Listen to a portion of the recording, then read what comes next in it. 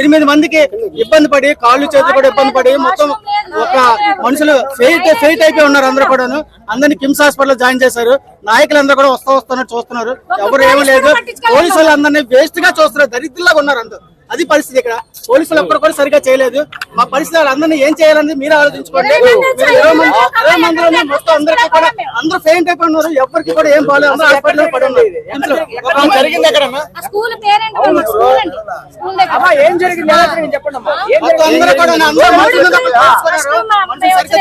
అమ్మాయి కళ్ళు తిరిగి పడిపోయింది. ఆ అమ్మాయితో పాటు కూడా ఒక్కళ్ళే పంపించారు.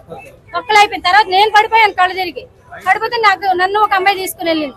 ఉన్నవాళ్ళు ఎవరిని బయటకు రాను. మా హస్బెండ్ కూడా బయట రానివ్వలేదు. ఓన్లీ లేడీస్ కూడా లేడీస్ పంపించారు. తెలివి వచ్చిన తర్వాత వెళ్తుంటే మేము పంపిస్తాం, కంగారు పడకమ్మా, ఊపిరి తీసుకోండి అమ్మా, నీళ్ళు తాగండి అమ్మా అని అన్ని బాగానే చెప్పారు. కానీ క్రౌడ్ ఎక్కువైపోయింది. జనాలు ఒకరినొకరు ఒకసారి గేట్ తీసారు.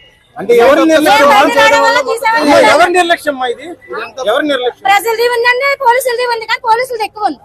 ఎందుకంటే పోలీసులు ఎక్కువ ఉన్న వాళ్ళు సరైన మార్గంలో పెట్టలేకపోయారు. ఇదంతా పోలీసుల వరకే ప్రాబ్లం.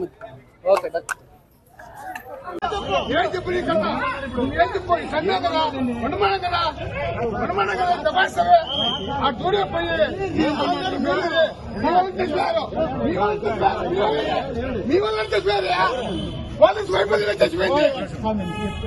గడిచి రాస్తా మీరు ఏం చేస్తావు? ఏం చేస్తావు?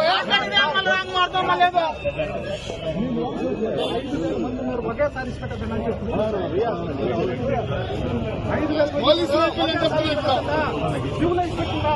ఏం చెప్పి డ్యూటీ మీడియా ఉండదేంటో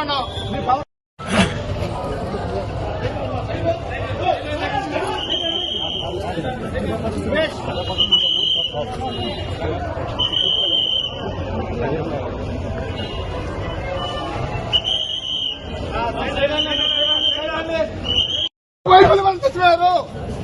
పోలీసుల యొక్క అశ్రద్ధ వల్లనే, పోలీసు వైపులోనే మనుషులు చచ్చిపోయారు.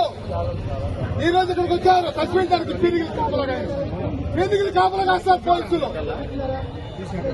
తెల్లాడి ఏం చేస్తారు? కార్తీక కాస్తారా? పోలీసు వైఫల్యమే, టీటీడీ అధికారుల వైఫల్యం. పోలీసు వైఫల్యం తప్పించుకుంటే కాదు, టీటీడీ పోలీసు అధికారుల వల్లనే చచ్చిపోయినారు.